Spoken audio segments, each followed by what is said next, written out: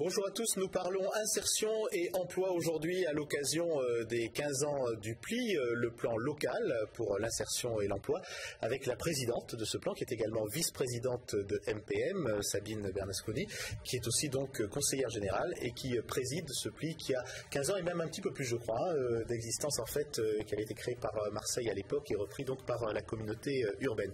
À vos côtés Christian Cortambert, parce que le PLI est une structure dans laquelle il y a une animation réalisée par des entreprises, donc on appelle ça le PLI émergence, et Christian Cortambert est également le directeur du développement du groupe de travaux publics GIG.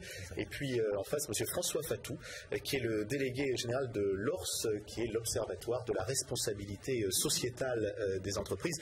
Alors c'est peut-être un petit peu la première question que je voudrais vous poser, François Fatou, puisque vous êtes à Marseille à l'occasion des 15 ans du PLI. Quand on parle responsabilité sociétale des entreprises, ça parle certainement aux chefs d'entreprise, mais pour le grand public, c'est quoi la responsabilité sociétale des entreprises? Oui, c'est un concept qui peut apparaître abstrait, mais qui vise tout simplement à interpeller les entreprises sur l'ensemble de leurs impacts, oui. Que ce soit dans le domaine de l'environnement ou du développement durable, social, mais aussi dans les relations avec les fournisseurs, les relations avec les clients, les relations avec les riverains. Et quelle est la différence entre une démarche de développement durable et une démarche de responsabilité sociétale pour un chef d'entreprise? C'est tout bêtement la RSE, donc c'est la prise en compte par les entreprises de leurs impacts. En matière de développement durable, je dois préciser impact positif, oui. Puisque l'entreprise peut avoir une empreinte positive, sociale et environnementale. Elle peut aussi avoir une empreinte négative et finalement externaliser ses coûts ou ses risques sur la société dans son ensemble. Donc la RSE vise à interpeller l'entreprise sur l'ensemble de ses sphères de responsabilité. Et enfin, on comprend bien qu'une grande entreprise industrielle a un impact sur son environnement, a beaucoup de parties prenantes autour d'elle, des actionnaires, des citoyens, des clients, des fournisseurs, etc. Une TPE, c'est l'essentiel quand même du tissu économique local, et elle peut mener une démarche de responsabilité sociétale? Elle peut mener une démarche de responsabilité sociétale si elle peut s'inscrire dans une vision long terme, c'est-à-dire si elle a la capacité d'investir dans le domaine de la formation, dans le domaine de la prévention par exemple des accidents, dans le domaine de l'environnement. Encore faut-il qu'on lui donne les moyens. Et quand je dis encore faut-il qu'on lui donne les moyens, cela vise à la fois les donneurs d'ordre, les grands donneurs d'ordre qui peuvent avoir des pratiques pouvant prêter à contestation. Je pense au délai de paiement, oui. Je pense à la manière dont on va mettre en œuvre des commandes au dernier moment vis-à-vis de ces PME ou TPE. Et puis c'est aussi interpeller le secteur financier. Je pense très concrètement aux banques. Nous savons qu'il y a beaucoup de banques qui peuvent avoir des difficultés à pouvoir accéder à du crédit. Et là, c'est effectivement la responsabilité des banquiers qui peut être mis en débat. D'accord. Et on reviendra avec vous sur un des points qui évidemment concerne cette émission, c'est la responsabilité sociétale dans le domaine de l'insertion, notamment avec les fameuses clauses d'insertion dans les marchés publics. Je pense qu'on y reviendra dans quelques instants. Alors, Sabine Bernasconi, c'est 15 ans. Qu'est-ce qui s'est passé en 15 ans avec ce plan local pour l'insertion et l'emploi? Un petit peu la même question que pour M. Fatou. Les entreprises connaissent ce dispositif?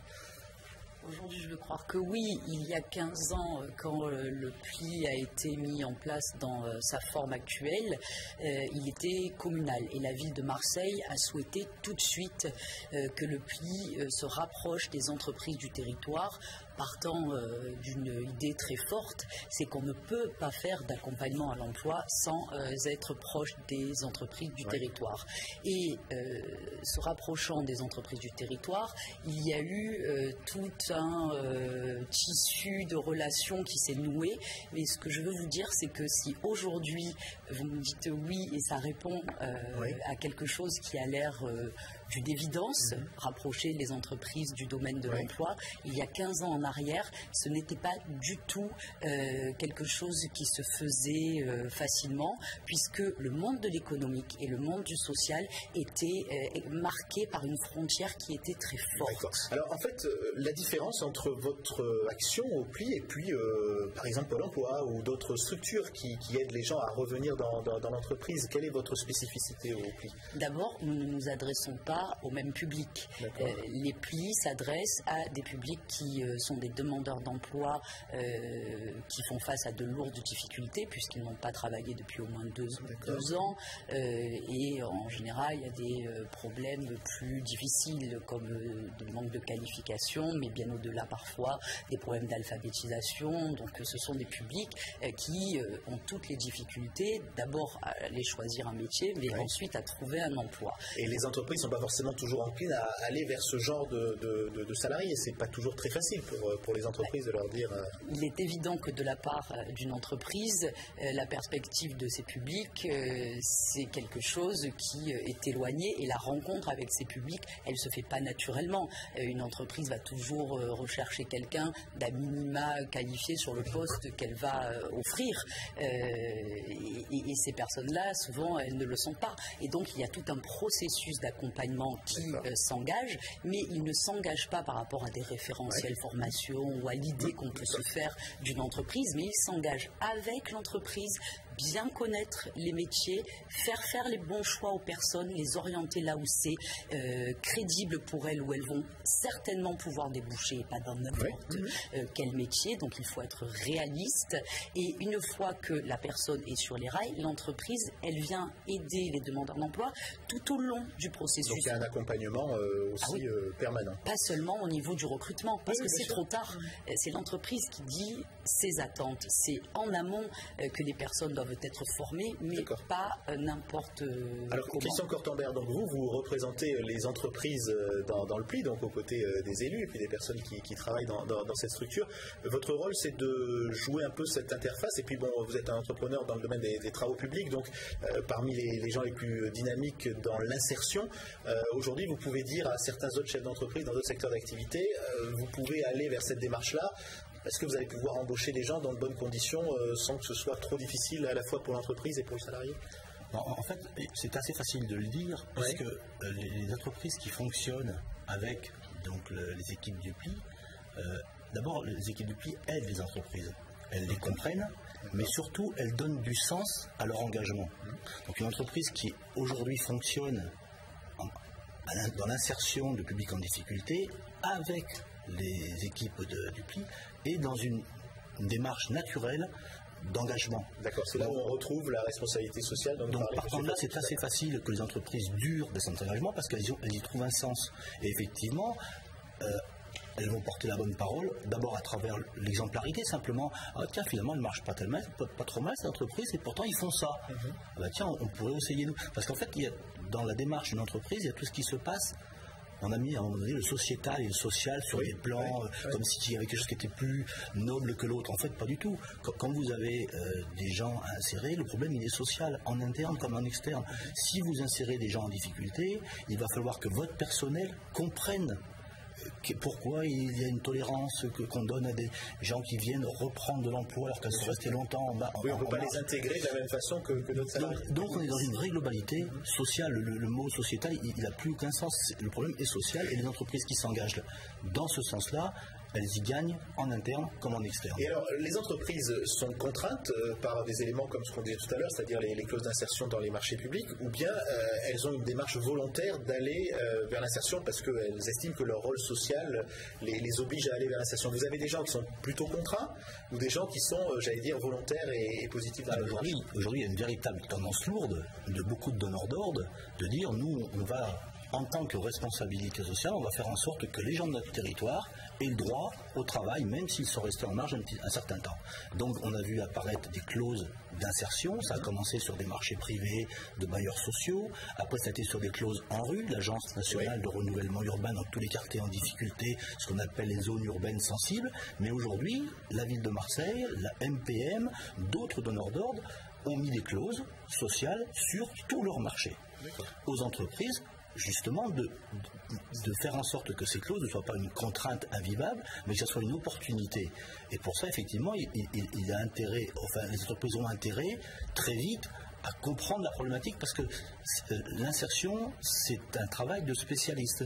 C'est pas simple. Donc effectivement, l'entreprise qui veut faire ça toute seule, elle aura beaucoup de mal. Et si elle s'appuie sur les associations, elle va avoir beaucoup plus de facilité pour réussir. Et quand on fait tout cet impact sociétal, il va avoir aussi des conséquences favorables pour l'entreprise, c'est-à-dire qu'elle va y trouver un avantage en matière de communication, en matière de notoriété, en matière peut-être de motivation de ses salariés. Quel va être en fait l'avantage pour l'entreprise de mener cette démarche?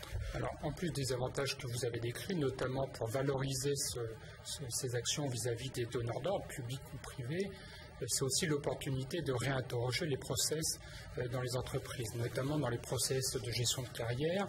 Nous avons pu constater avec nos adhérents, qui sont des grandes entreprises, qu'il y a souvent des pratiques discriminatoires dans les gestions de carrière. Nous voyons que les femmes sont davantage discriminées dans leur parcours professionnel, que les personnes qui rencontrent des difficultés finalement par rapport à de nouvelles technologies vont se retrouver exclues aussi du collectif de l'entreprise. C'est vrai que nous pouvons aussi parler de harcèlement moral, de violence dans les entreprises.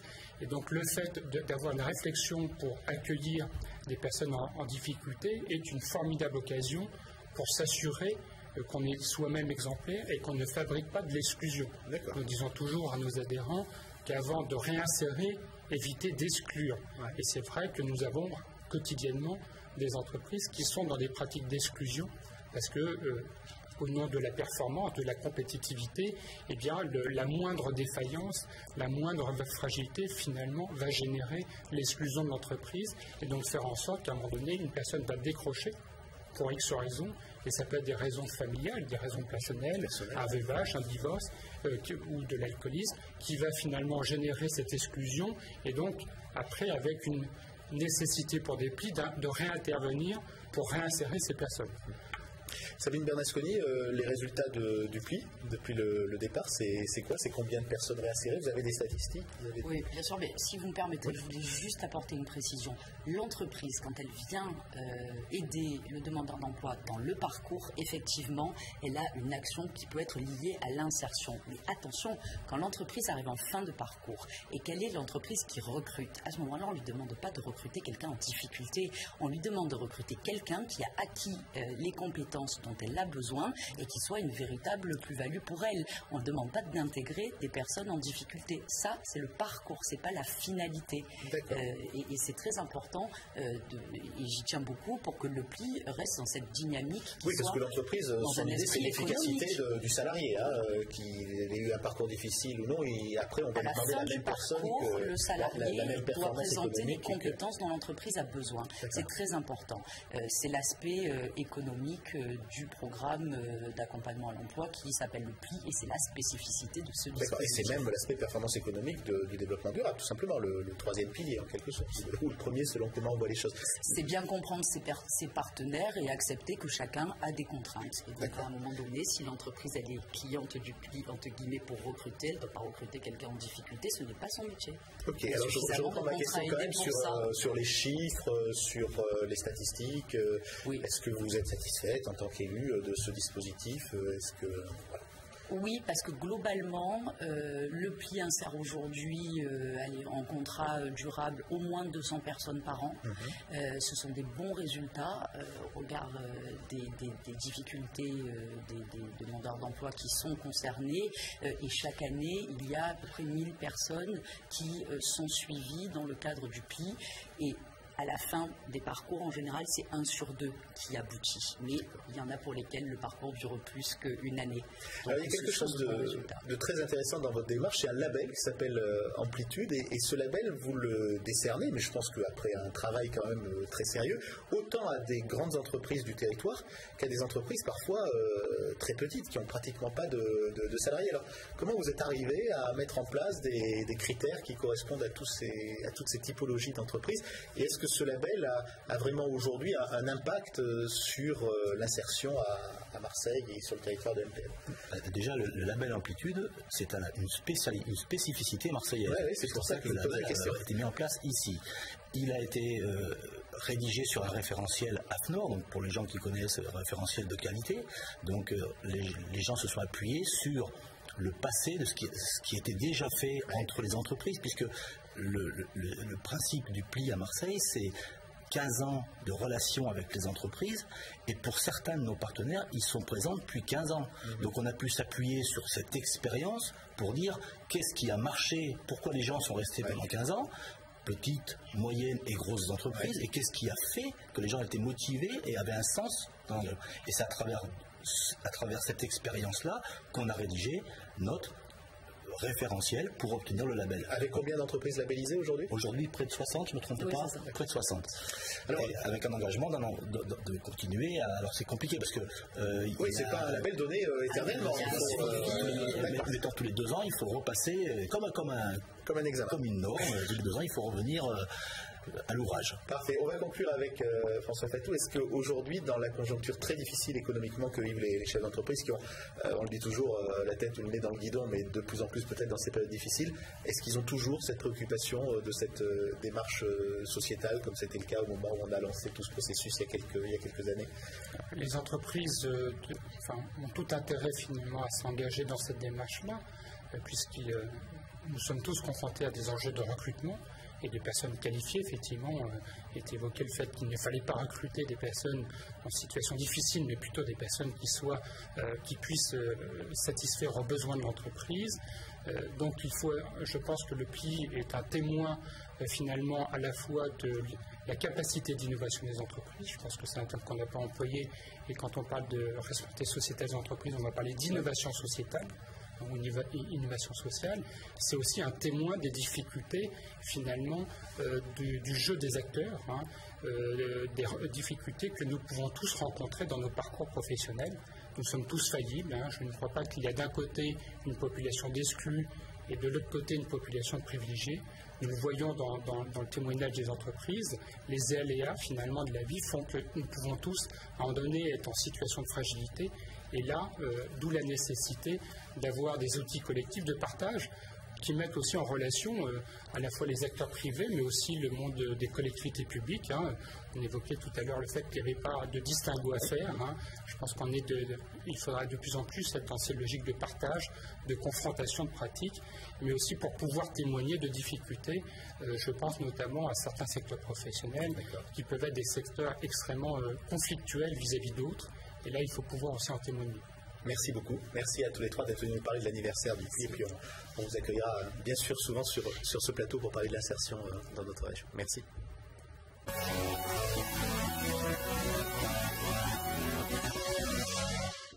L'invité aujourd'hui, c'est Claude Valette, adjoint au maire en charge de l'urbanisme et président de l'AGAM, l'agence donc d'urbanisme de l'agglomération marseillaise. Bonsoir Claude Valette. Avec vous, on va évoquer cette exposition dont on va parler pendant plusieurs semaines sur LCM, Marseille de la ville à la métropole, dans le hall Castel, qui est situé en face de la gare Saint-Charles. Une exposition sur un demi-siècle d'histoire urbaine. Mais avant tout, j'allais dire, c'est un peu votre bébé, cette exposition. Alors, comment un médecin s'est comme ça intéressé à l'urbanisme au point depuis 1996 d'être l'adjoint de Jean-Claude Gaudin sur ces sujets-là. En fait, cette exposition, elle a quelque chose de fascinant et on voit combien l'urbanisme, derrière des aspects très techniques, peut être assez passionnant. Qu'est-ce qui vous séduit dans l'urbanisme Écoutez, c'est très simple. Ma première passion, ma première vie, c'est de mettre des enfants au monde. Ouais. La deuxième, tout naturellement, lorsque je me suis arrêté, c'était dans cette activité-là, pour la retraite, bien entendu. Ma deuxième vie, c'est d'urbanisme, pour m'occuper de toujours, pour qu'ils s'insèrent dans une ville dynamique, dans une ville qui avait besoin de retrouver sa qualité de vie et tout ce que nous faisons pour justement, autour de l'équipe du maire, de relancer cette ville et d'y retrouver quand même un attrait et que surtout tous ces jeunes puissent s'y insérer de nouveau. Alors cette exposition a été inaugurée la semaine dernière, on va voir quelques images. C'est une exposition, je disais, un peu fascinante parce qu'on retrace très vite 50 ans d'urbanisme à Marseille. Je pense qu'il faut quand même prévoir à peu près une demi-heure afin de voir les nombreux films, les nombreux panneaux. Et puis il y a des lignes directrices. Alors on a parlé la semaine dernière avec Christian Brunner et Gabriel Chakra de l'aspect historique. Il y a un aspect territoire de Marseille. On a toujours dit que cette ville était un peu dos à la mer avec les collines, mais aujourd'hui c'est une ville qui a été une ville rebelle dans l'histoire comme on a dit, aujourd'hui qui est complètement intégrée et qui a besoin de travailler avec son territoire, avec ses voisins. Alors tout à fait, et ça, c'est cette première partie dont vous avez parlé, elle permet de comprendre, elle permet de voir nos objectifs pour le territoire alors marseillais, puisqu'en ce moment, après avoir fait un schéma de cohérence territoriale, nous faisons un plan local d'urbanisme qui est l'application pratique, dans le fond, de l'utilisation du sol et qui importe beaucoup à nos concitoyens puisque c'est leur cadre de vie.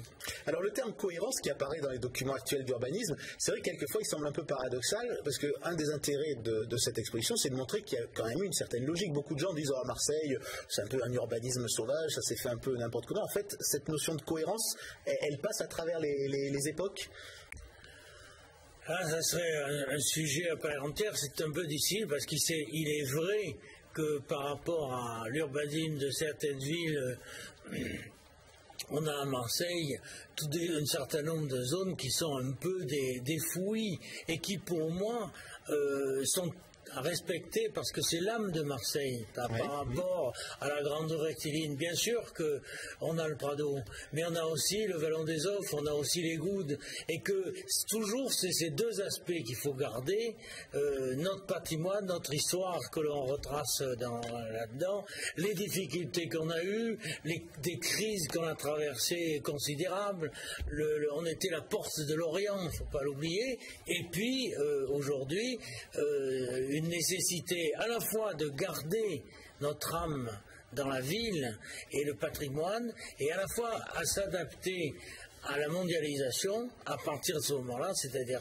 adapter notre territoire à la mondialisation, ça veut dire avoir un regard au-delà de nos collines et que tous ensemble, on en arrive à traiter ce territoire de l'aire urbaine marseillaise convenablement pour le profit de tout le monde, y compris pour l'emploi, la protection de la nature, l'habitat et tous les thèmes qui sont envisagés là. Cette exposition qui donc durera jusqu'au 9 mars porte le titre de la ville à la métropole. Évidemment, c'est un titre qui avait été créé avant le grand débat politique autour de la métropole, mais s'il y a un débat politique, il y a aussi un débat technique que vous avez commencé à aborder. Ouais. Il est nécessaire aujourd'hui, au-delà de tous les aspects un petit peu parfois médiatiques, et puis ces villages ou ces villes où on voit non à Marseille, c'est toujours un peu surprenant, il y a quand même derrière une idée technique de dire il faut que cette ville travaille avec les villes voisines. Ouais. L'activité de Marseille est à ce prix-là, en fait. Tout à fait. Et ce débat est un débat ancien. Il a été ouvert par le général de Gaulle quand il a proposé aux grandes villes françaises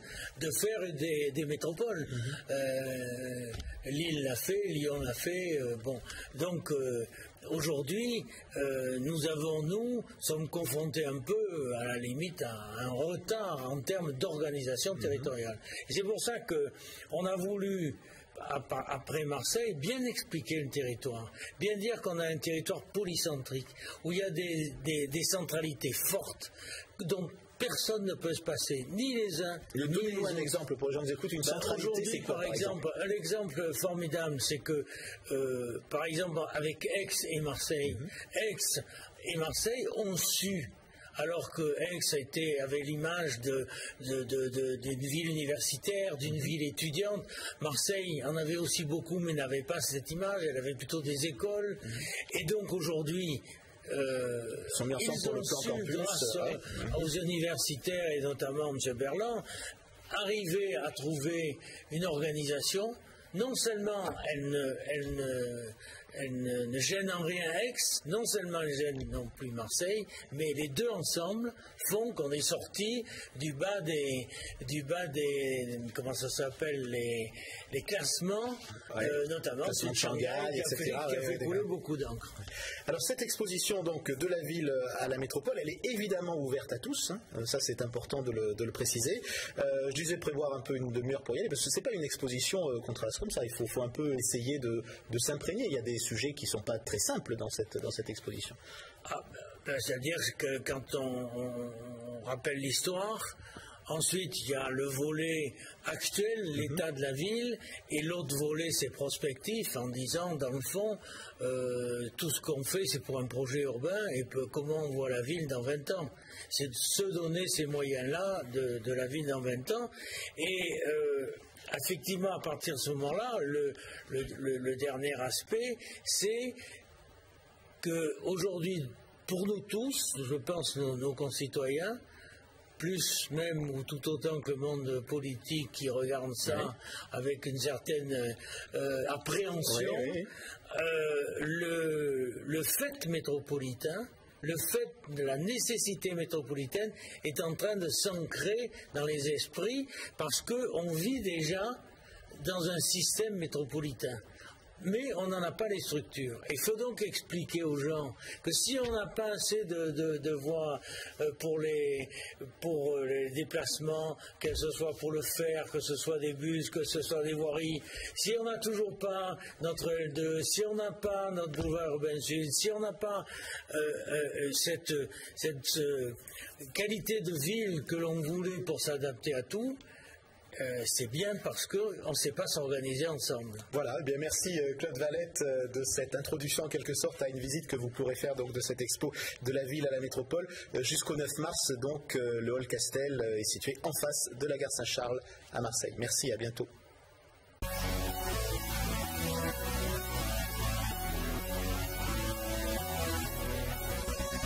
Pour revoir ce programme, lcm.fr